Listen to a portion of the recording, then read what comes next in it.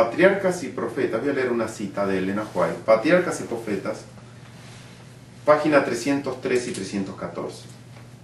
Es inevitable que los hijos sufran las consecuencias de la maldad de sus padres, pero no son castigados por la culpa de sus padres, a no ser que participen de los pecados de estos. Sin embargo, generalmente los hijos siguen los pasos de sus padres. Por la herencia y por el ejemplo, los hijos llegan a ser participantes de los pecados de sus progenitores. Las malas inclinaciones, el apetito pervertido, la moralidad depravada, además de las enfermedades y la degeneración física, se transmiten como un legado de padres a hijos hasta la tercera y cuarta generación.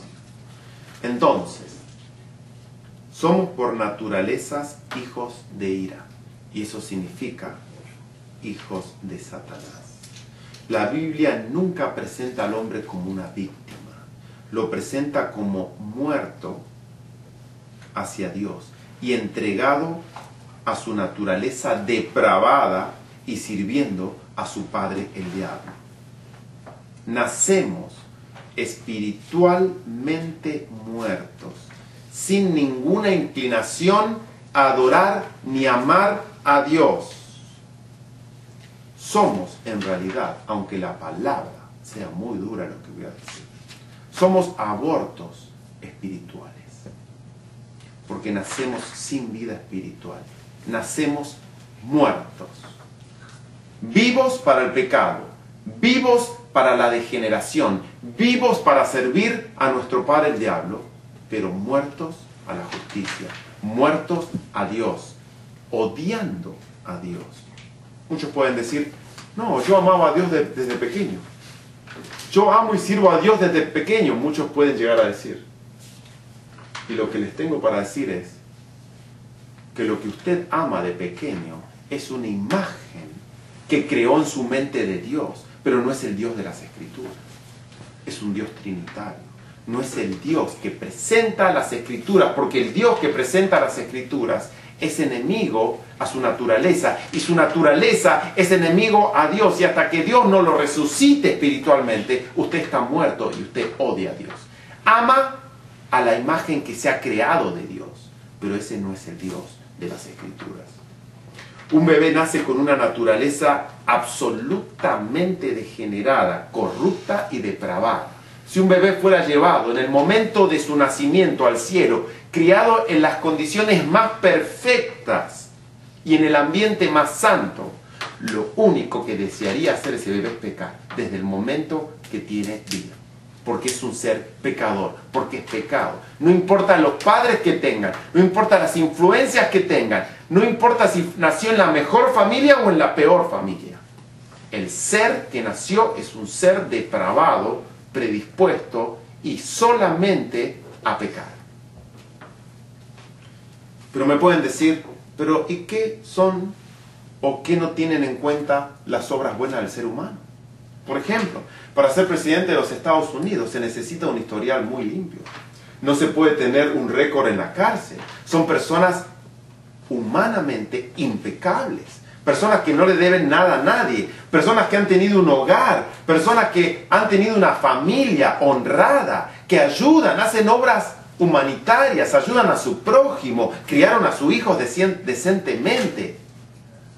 ¿Eso qué es? ¿Eso no es bueno? ¿Cómo es que mis vecinos tienen sus familias hermosas, hacen fiestas, aman a sus hijos, le dan lo mejor a sus hijos? ¿Tiene algo en cuenta eso? ¿O es realmente que hay algo todavía bueno en el ser humano?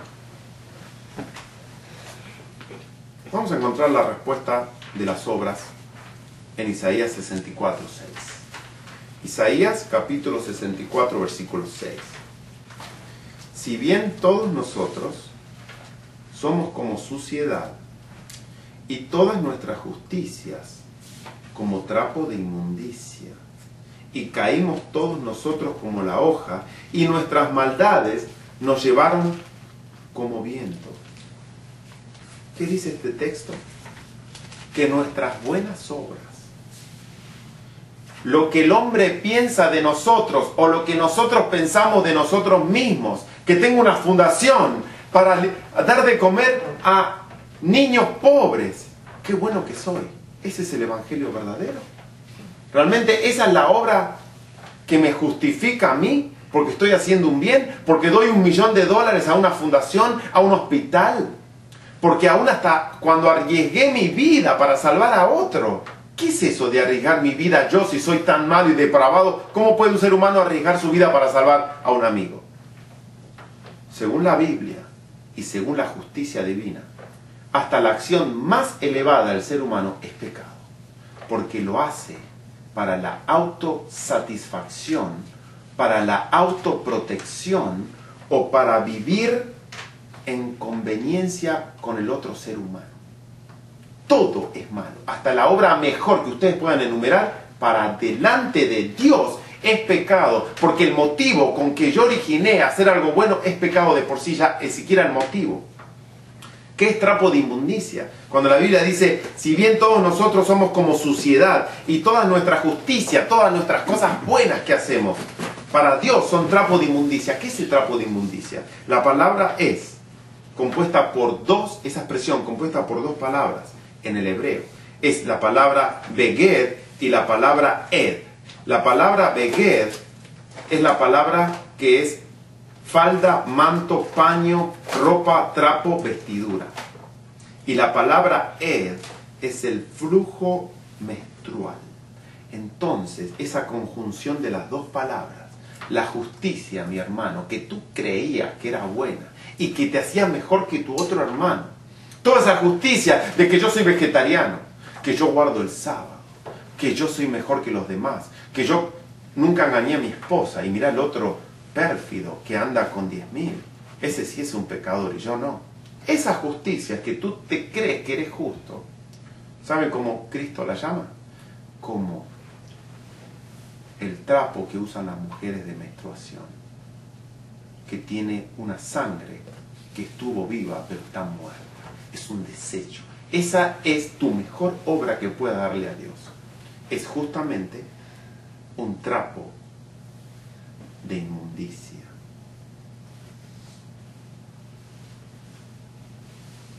Salmos 39, 5. He aquí diste a mis días término corto, y mi edad es como nada delante de ti. Ciertamente es completa vanidad todo hombre que vive.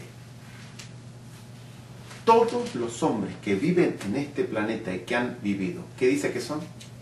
Completa vanidad.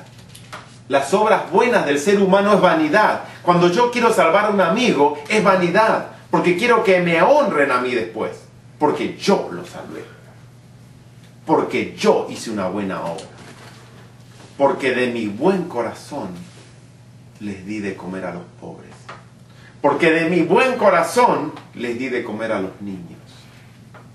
Pero la Biblia llama esa obra como un trapo de inmundicia, como un trapo de menstruación.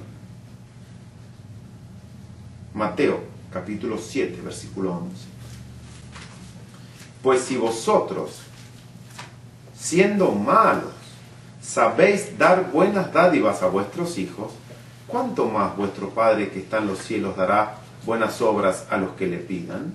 Y en Lucas 11:13 Cristo también dice, pues si vosotros, siendo malos, sabéis dar buenas dádivas a vuestros hijos, ¿cuánto más vuestro Padre Celestial dará el Espíritu Santo a los que se lo pidan? Primero Cristo, antes de decir que hacemos alguna obra a los ojos de los hombres que sea buena, ¿qué dice que somos? Siendo malos. Y la palabra malos es la palabra poneros, que significa perverso, crimen enorme, mal, maligno, malvado y muchas otras cosas más horribles. Eso es lo que significa lo que dijo Cristo. Ustedes siendo perversos, siendo malvados, hacen buenas dádivas, ¿cuánto más mi Padre Celestial les va a dar dádivas a ustedes? ¿Pero qué es el ser humano? ¿Por qué da las dádivas? Por la autocomplacencia de sentirse mejor que los demás. El pecado es diferente y ha sido diferente en todas las épocas, porque en épocas pasadas había diferentes formas de pecar. Y épocas de ahora, con la tecnología y con los medios que tenemos y con la educación que tenemos, el hombre se inventa y se reinventa nuevas formas de pecar. Hay formas de pecar ahora que antes no podían ni siquiera acceder los hombres. Ahora con una computadora que puede ser usada para la predicación del Evangelio, puede ser usada como un arma terrible para el pecado. Entonces, todo lo que inventa el hombre, lo inventa para pecar, para meter la pornografía, para meter toda clase de mal en nuestra mente. El televisor, ¿trae algo de bien en nosotros? No, es una herramienta para que estemos sumergidos en el pecado de continuo.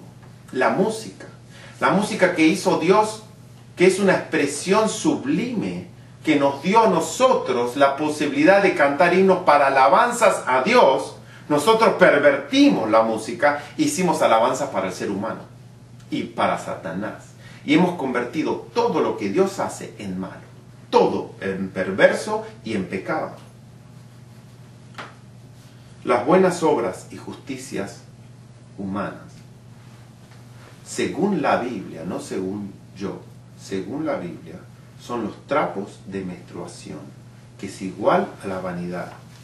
Todas las buenas obras que podamos presentar son inmundas a la justicia de Dios.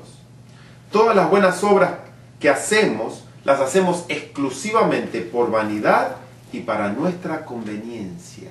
Porque sabemos que si nosotros tenemos una familia, podemos disfrutar de la sociedad, porque tenemos que vivir con nuestros semejantes. Pero eso no lo hace como una obra loable a Dios. Lo hace una obra de conveniencia para mí. Yo sé que si me caso, disfruto del privilegio de tener una casa, de poder trabajar, de tener hijos, pero eso no es una buena obra ante Dios. Es pecado desde el momento de que nace en mi mente, porque todo lo que puede surgir de mi mente es pecado y solamente, continuamente, el mal. Resumen de lo que hemos visto hasta ahora. Lo resumí básicamente en 4 puntos, que los voy a ir tratando para, como no me los puedo aprender de memoria, lo voy a tratar de ir leyendo porque es un resumen de lo que estudiamos hasta ahora. La depravación total del hombre no es que el hombre ha caído a un cierto grado, pero está colgando de un hilo de la destrucción total.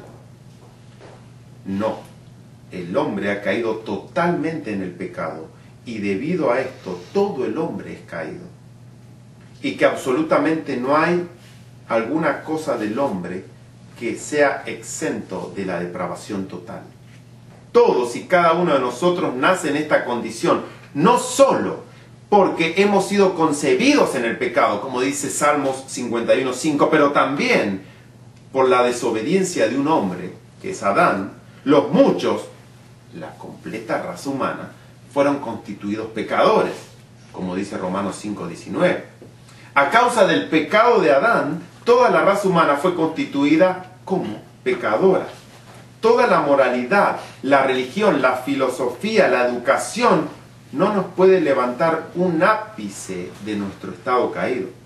Cuando Dios mira hacia abajo sobre la raza humana, Él ve que todos se desviaron, a una se han corrompido, no hay quien haga lo bueno, ni siquiera uno. Salmos 14:3. Punto 2. La depravación total del hombre muestra que el hombre está espiritualmente muerto.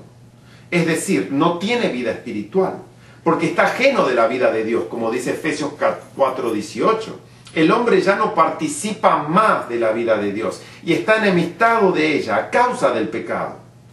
Por eso se dice del hombre natural, al nacer en este mundo, como estando muerto en delitos y pecados. Lo dice Efesios capítulo 2, versículos 1 y 5. Como tales, todos nosotros al momento de la concepción estamos muertos en el pecado. Esto quiere decir que estando espiritualmente muerto, todo lo que sale de nosotros es nauseabundo y ofensivo a Dios, porque ¿quién hará limpio a lo inmundo? Nadie. Job 14:4. Sí, se puede decir de nosotros como el Señor Jesús dijo a los pastores y religiosos de su época.